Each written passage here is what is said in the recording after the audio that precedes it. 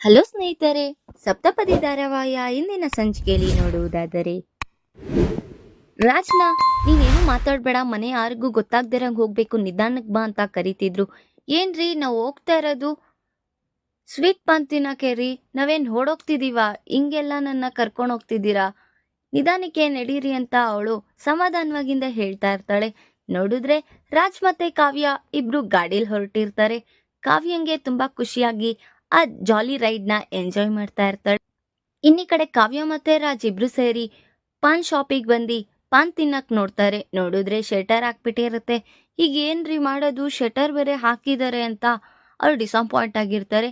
ನೋಡಿದ್ರೆ ಆ ಶೆಟರ್ಗೆ ಬೀಗ ಹಾಕಿರೋದಿಲ್ಲ, ನಾವೇ ಓಪನ್ ಮಾಡಿ ಹೋಗೋಣ ಅಂತ ರಾಜ್ ಹೇಳ್ಬೇಕಾರೆ, ಹಾ ಕಳ್ಳದ್ ಕೆಲ್ಸ ನಾವ್ ಮಾಡೋದ, ಬೇಡ ರೀ, ಯಾರನ್ನ ನೋಡಿದ್ರು ಏನ್ ಅನ್ಕೊಳ್ತಾರೆ ಅಂತ ಅವಳು ಹೇಳ್ತಿದ್ರು.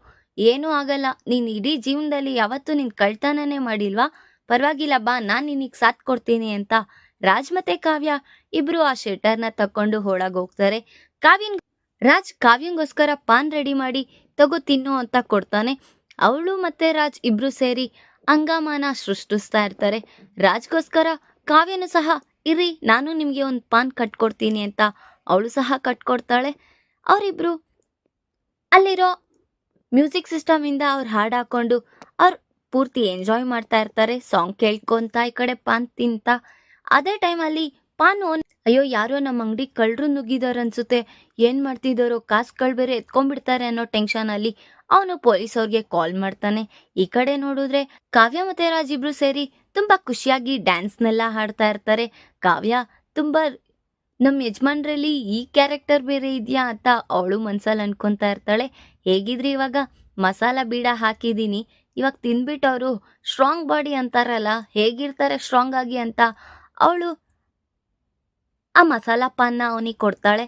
ಅವರಿಬ್ರು ತುಂಬಾ ತಿಂದಿ ಅವ್ರ ಅಯೋಮಯದಲ್ಲಿ ಅವ್ರಿನ್ನ ಮುಳುಗೋಗಿರ್ತಾರೆ. ಈ ಕಡೆ ನೋಡಿದ್ರೆ ಅಂಗಡಿ ಹತ್ರ ಪೊಲೀಸ್ ಅವ್ರು ಬಂದು ಆ ಓನರ್ ಜೊತೆ ಮಾತಾಡ್ತಾ ಇರ್ತಾರೆ. ಸರ್, ಯಾರೋ ಇಬ್ರು ಕಳ್ಳರು ಬಿದ್ದಿದ್ದಾರೆ, ಯಾರು ಅಂತ ಗೊತ್ತಾಗ್ತಾ ಇಲ್ಲ, ನನ್ನ ಅಂಗಡಿಲಿ ಇರೋ ಕಾಸನ್ನೆಲ್ಲ ಎತ್ಕೊಂತಿದ್ದಾರೆ ನೋಡಿ ಅಂತ ಎಂಕ್ವೈರಿ ಮಾಡ್ತಾ ಇರ್ತಾರೆ.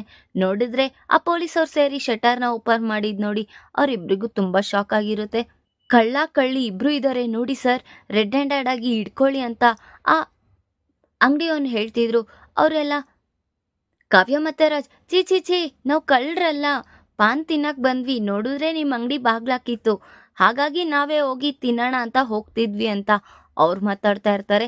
ಹಾಗಾದ್ರೆ ನೀವು ನಿಜವಾಗ್ಲೂ ಗಂಡ ಹೆಂಡತಿ ಅನ್ನೋ ಪ್ರೂಫ್ ಏನಿದೆ ತೋರಿಸಿ ಅಂತ ಕೇಳ್ತಾ ಇರ್ತಾರೆ ಪೊಲೀಸವರು. ಇವರು ನನ್ನ ಗಂಡನೇ, ಅಯ್ಯೋ ಸದ್ಯಕ್ಕೆ ನಾವು ಫೋನು ತರಲಿಲ್ಲ, ಇದು ಫೋಟೋನೆಲ್ಲ ಆದ್ರೂ ತೋರ್ಸಕ್ಕೆ, ನೋಡಿದ್ರೆ ಈಗೇನಪ್ಪ ಮಾಡೋದು ಅಂತ ಅವರಿಬ್ರು ಅಯೋಮಯದಲ್ಲಿದ್ದಾಗ ಅವರಿಬ್ರು ಮಧ್ಯೆ ಸ್ವಲ್ಪ ಜಗಳಗಳು ನಡೆಯುತ್ತೆ. ನಿಮ್ಮ ಮನೆಯವ್ರು ಹಾಗೆ, ನಮ್ಮ ಮನೆಯವ್ರು ಹೀಗೆ, ನೀವು ಬರೀ ಸುಳ್ಳು ಹೇಳೋ ಫ್ಯಾಮಿಲಿ ಅಂತ ಎಲ್ಲ ಅವರಿಬ್ರು ಜಗಳ ಆಡ್ಕೊತಾ ಇರ್ತಾರೆ. ನೋಡಿದ್ರೆ ಪೊಲೀಸ್ ಅವ್ರಿಗೆ ನನಗೆ ಕನ್ಫರ್ಮ್ ಆಗೋಯ್ತು ಬಿಡಿ, ನೀವು ಗಂಡ ಹೆಂಡತಿ ಅಂತಾನೆ, ಗಂಡ ಹೆಂಡತಿ ಅವರೇ ಇಷ್ಟು ಜಗಳ ಆಡೋದು, ನೀವೇನು ಯೋಚನೆ ಮಾಡಬೇಡಿ ಹೊರಡಿ ಅಂತ ಆ ಪೊಲೀಸ್ ಅವ್ರಿನ ರಾಜ್ ಮತ್ತೆ ಕಾವ್ಯನ ಇಬ್ರು ಕಳಿಸ್ಬಿಡ್ತಾರೆ. ಈ ಕಡೆ ನೋಡಿದ್ರೆ ರುದ್ರಾಣಿ ಹಬ್ಬ ಒಳ್ಳೆ ನಿದ್ದೆ ಆಯ್ತು ಅಂತ ಎದ್ದು ನೋಡಿದ್ರೆ ಕನಕ ಅವಳ ಸೀರೆನೆಲ್ಲ ಸುತ್ಕೊಂಡಿರ್ತಾಳೆ ಮೈಗೆ. ಹೇ ಕನಕ, ಏನ್ ಮಾಡ್ತಿದ್ಯಾ, ನನ್ ಸೀರೆ ಎಲ್ಲ ಸುತ್ಕೊಂಡಿದ್ಯಲ್ಲ ಅಂತ ಕೇಳ್ಬೇಕಾರೆ, ಇನ್ನೇನ್ ಮಾಡ್ಲಿ ರುದ್ರಾಣಿ ಅವ್ರೆ, ಒಂದು ಬೆಡ್ಶೀಟು ಇಲ್ಲ, ಅದಕ್ಕೆ ನಿಮ್ ಸೀರೆ ಸಿಕ್ತು, ಹಂಗಾಗಿ ನಾನು ಸುತ್ಕೊಂಡ್ಬಿಟ್ಟೆ ಅಂತ ಹೇಳ್ತಾ ಇರ್ತಾಳೆ. ಇದೇನ್ ನಿನ್ಗೆ ಗಾಂಧಿ ಬಜಾರ್ ಫುಟ್ಪಾತ್ ಮೇಲೆಲ್ಲ ಸಿಗೋ ಸೀರೆನಾ, ಇದೆಷ್ಟು ಕಾಸ್ಟ್ಲಿ ಗೊತ್ತಾ, 3 ಲಕ್ಷ 4 ಲಕ್ಷದ ಸೀರೆ ಇವೆಲ್ಲ, ನೀನ್ ಈ ತರ ಹಾಳು ಮಾಡಿದ್ಯಲ್ಲ ಅಂತ ಅವಳು ತುಂಬಾ ಡಿಸಪಾಯಿಂಟ್ ಆಗಿರ್ತಾಳೆ. ಈ ಕಡೆ ನೋಡಿದ್ರೆ ರಾಹುಲ್ ನೆಮ್ಮದಿಯಾಗಿ ನಿದ್ದೆ ಮಾಡೋ ಟೈಮಲ್ಲಿ ಮೈಕಲ್ ಕಾಲ್ ಮಾಡಿ, ನನಗೆ ನೀವು ಬೇಲ್ ಬಿಡ್ಸಿದ್ರೆ ಸರಿ, ಇಲ್ಲ ಅಂದ್ರೆ ಸರಿ ಹೋಗೋದಿಲ್ಲ, ಇದೇ ತರ ಪದೇ ಪದೇ ಕಾಲ್ ಮಾಡಿ ಸ್ವಪ್ನಂಗೆ ನೀವೇ ಅವಳನ್ನ ಕಿಡ್ನಾಪ್ ಮಾಡಿಸಿರೋ ವಿಚಾರ ಎಲ್ಲ ತಿಳಿಸ್ತೀನಿ ಅಂತ ಅವ್ನು ಬ್ಲ್ಯಾಕ್ ಮೇಲ್ ಮಾಡ್ತಾ ಇರ್ತಾನೆ. ನೋಡಿದ್ರೆ ಅವನಿಗೆ ತುಂಬಾ ಶಾಕ್ ಆಗಿ ಹೊರಗಡೆ ಎದ್ದು ಬಂದು ಮಾತಾಡೋಣ ಅಂತ ಹೋಗ್ಬೇಕಾದ್ರೆ ಸ್ವಪ್ನನು ಸಹ ರಾಹುಲ್ನ ಫಾಲೋ ಮಾಡ್ಕೊಂಡು ಬರ್ತಾ ಇರ್ತಾಳೆ. ನೋಡಿದ್ರೆ ರಾಹುಲ್ ಮಾತಾಡ್ತಾ ಇರೋದನ್ನ ಅವಳು ಕದ್ದಿ ಕೇಳಿಸ್ಕೊಂತಾ ಇರ್ತಾಳೆ. ಆಗ ನೀನೇನು ಯೋಚನೆ ಮಾಡಕ್ ಹೋಗ್ಬೇಡ, ನಾನು ಬೇಲಿಗೆ ಅರೇಂಜ್ ಮಾಡ್ತೀನಿ, ನೀನ್ ಈ ವಿಚಾರನೆಲ್ಲ ಅವಳಿಗೆ ಹೇಳ್ಬೇಡ ಅಂತ ಅವ್ನು ಹೇಳ್ತಾ ಇರ್ತಾನೆ. ಈ ಕಡೆ ನೋಡಿದ್ರೆ ಸ್ವಪ್ನ, ಏನ್ ಮಾಡ್ತಿದ್ಯಾ ರಾಹುಲ್, ಯಾರದು ಅಂತ ಕೇಳ್ಬೇಕಾದ್ರೆ, ಅಯ್ಯೋ ನನ್ನ ಫ್ರೆಂಡ್, ಅವನೇನೋ ಸ್ವಲ್ಪ ಕಷ್ಟದಲ್ಲಿದ್ದಾನಂತೆ, ಅದಕ್ಕೆ ಅವನಿಗೆ ಸಹಾಯ ಬೇಕಂತೆ, ಅದಕ್ಕೆ ಮಾಡಿದಾನೆ ಅಂತ ಅವನ್ ಎಷ್ಟೇ ಸುಳ್ಳು ಹೇಳ್ತಿದ್ರು ಅವಳು ನಂಬ್ತಾ ಇರೋದಿಲ್ಲ. ನಿಜಾನೇನಾ ಅಂತ ಅವಳು ತುಂಬಾ ಒತ್ತಾಯದಿಂದ ಕೇಳಿದ್ರು. ಏಕೆ ನನ್ ಮೇಲೆ ನಂಬಿಕೆ ಇಲ್ವಾ, ನೀನೇನು ಯೋಚನೆ ಮಾಡಬೇಡ, ನೀನು ಹೋಗು ಅಂತ ಸ್ವಪ್ನನ ಸಹ ಕಳಿಸ್ತಾನೆ. ಧಾರಾವಾಹಿಯ ಪ್ರತಿಯೊಂದು ಸಂಚಿಕೆ ತಪ್ಪದೇ ನೋಡಬೇಕಾದರೆ ನಮ್ಮ KTVS 365 ಚಾನಲ್ನ ಈಗಲೇ ಸಬ್ಸ್ಕ್ರೈಬ್ ಮಾಡ್ಕೊಳ್ಳಿ. ಹಾಗೆ ಪಕ್ಕದಲ್ಲಿರುವ ಬೆಲ್ ಬಟನ್ ಅನ್ನು ಪ್ರೆಸ್ ಮಾಡಿ ಅದರಲ್ಲಿ ಆಲ್ ಆಪ್ಷನ್ ಸೆಲೆಕ್ಟ್ ಮಾಡ್ಕೊಳ್ಳಿ. ಇದರಿಂದ ನಾವು ರಿಲೀಸ್ ಮಾಡುವಂತಹ ಸಂಚಿಕೆ ಅಪ್ಡೇಟ್ ನೋಟಿಫಿಕೇಶನ್ ಸಿಗುತ್ತೆ. ಅಪ್ಪು ಮತ್ತೆ ಅವರಪ್ಪ ಎಲ್ಲರೂ ಕುತ್ಕೊಂಡು ಮಾತಾಡ್ತಾ ಇರ್ತಾರೆ. ಫೋನ್ ಸಹ ಅದೇ ಟೈಮಲ್ಲಿ ಕಲ್ಯಾಣ್ ಫೋನ್ ಮಾಡ್ತಾ ಇರ್ತಾನೆ ಅಪ್ಪುಗೆ. ನೋಡಿದ್ರೆ ಅಪ್ಪು ಡಿಸಪಾಯಿಂಟ್ ಆಗಿ ಆ ಕಾಲ್ನ ಕಟ್ ಮಾಡ್ತಾ ಇರ್ತಾಳೆ. ಆಗ ಅವರಪ್ಪ ಯಾರೋ ಅರ್ಜೆಂಟ್ ಆಗಿರ್ಬೇಕೇನೋ, ಎತ್ತಮ್ಮ ಫೋನು ಅಂದರೆ, ಬೇಡದೇ ಇರೋ ಫೋನ್ ಅಪ್ಪ ಅದು, ಏಂತಕ್ಕೆ ಎತ್ತದು ಅಂತ ಅವಳು ಹೇಳ್ತಾ ಇರ್ತಾಳೆ. ಬೇಡದೇ ಇರೋ ಫೋನೇ ಅಂಕಲ್, ಅದಕ್ಕೆ ಅವಾಗಿಂದ ಮಾಡ್ತಾ ಇದ್ರೆ ಕಟ್ ಮಾಡಿ ಮಾಡಿ ಇಡ್ತಿದ್ದಾಳೆ ನಿಮ್ಮ ಮಗಳು. ಅವಳು ಏನಂತಾನೆ ಗೊತ್ತಾಗ್ತಾ ಇಲ್ಲ, ಫೋನ್ ಮಾಡಿದ್ರೆ ಫೋನ್ ಎತ್ತಲ್ಲ, ಕರೆಕ್ಟಾಗಿ ಸಿಕ್ಕಿ ಮಾತಾಡೋದು ಇಲ್ಲ, ಏನಂತ ಗೊತ್ತಾಗ್ತಾ ಇಲ್ಲ ಅಂಕಲ್ ಅಂತ ಅವ್ನು ಹೇಳ್ತಾ ಇರ್ತಾನೆ.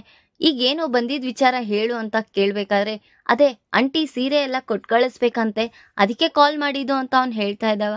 ಓ ಅದಾ, ಸರಿ ಬಿಡು ಕೊಡ್ತೀನಿ ಅಂತ ಅವಳಿನ್ನ ಎತ್ಕೊಂಡು ಕೊಡೋದಿಕ್ಕೆ ಹೋಗ್ತಾಳೆ. ನೀನು ಬಾ ಜೊತೆಗೆ ಅಂತ ಕರಿತಾ ಇದ್ರೆ, ನಮ್ಮಮ್ಮ ನನಗೆ ಬರೀ ಸೀರೆ ಕೊಡಕ್ಕೆ ಕೇಳಿದಷ್ಟೇ, ಬಾ ಅಂತ ಏನು ಹೇಳಿಲ್ಲ ಅಂತ ಹೇಳ್ಬೇಕಾದ್ರೆ ಅಪ್ಪು ಏನಾಗಲ್ಲ ಬಾ ಅಂತ ಅಪ್ಪುನು ಸಹ ಕರ್ಕೊಂಡು ಹೋಗ್ತಾನೆ. ಈ ಕಡೆ ನೋಡಿದ್ರೆ ಮನೆ ಮಂದಿಯವರೆಲ್ಲ ಕಾವ್ಯ ಕೊಡೋ ಟೀಗೋಸ್ಕರ ಕಾಯ್ತಾ ಇರ್ತಾರೆ. ಆಗ ಅವ್ರ ಅತ್ತೆ ಇನ್ನೂ ಮೇಡಮ್ ಅವ್ರು ಎದ್ದಿಲ್ಲ ಅನ್ಸುತ್ತೆ ಅಂತ ಹೇಳ್ಬೇಕಾದ್ರೆ ಅಪರ್ಣ ಏನೋ ಸ್ವಲ್ಪ ಸುಸ್ತಾಗಿರ್ತಾರೆ, ಮಲ್ಕೊಂಡಿರ್ತಾರೆ ಅಂತ ಅವ್ರ ಮಾವ ಅವಳ ಕಡೆನೆ ಮಾತಾಡ್ತಾ ಇರ್ತಾರೆ. ನೋಡಿದ್ರೆ ಕಾವ್ಯ ಮತ್ತೆ ರಾಜ್ ಇಬ್ರು ಹೊಸ್ಲಿಗೆ ಮನೆ ಮುಂದೆ ಬಂದು ನಿಂತ್ಕೊಂತಾರೆ. ಅಯ್ಯೋ ಎಲ್ಲರೂ ಹೆದ್ದಿರೋ ಹಾಗಿದೆ ರೀ, ಏನ್ರಿ ಮಾಡೋದೀಗ ಅಂತ ಅವರಿಬ್ರು ಟೆನ್ಷನ್ ಆಗಿರ್ತಾರೆ.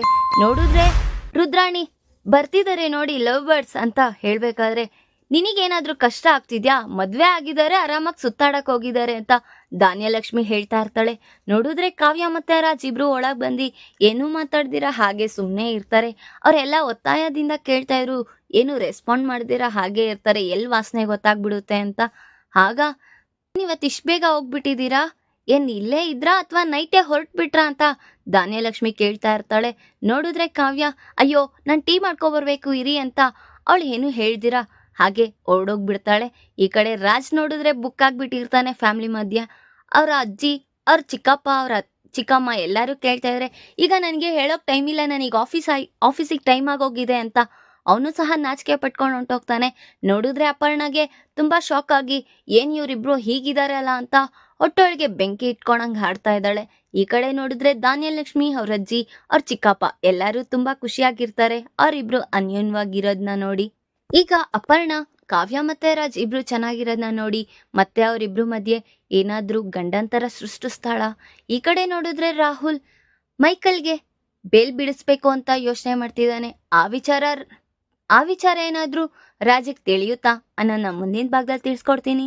ಈ ವಿಡಿಯೋ ಇಷ್ಟ ಆದರೆ ಲೈಕ್ ಮಾಡಿ, ನಿಮ್ಮ ಫ್ರೆಂಡ್ಸ್ ಹಾಗೆ ನಿಮ್ಮ ರಿಲೇಟಿವ್ಸ್ಗೂ ಶೇರ್ ಮಾಡಿ ಅಂಡ್ ಕಮೆಂಟ್ ಮಾಡಿ. Thanks for watching.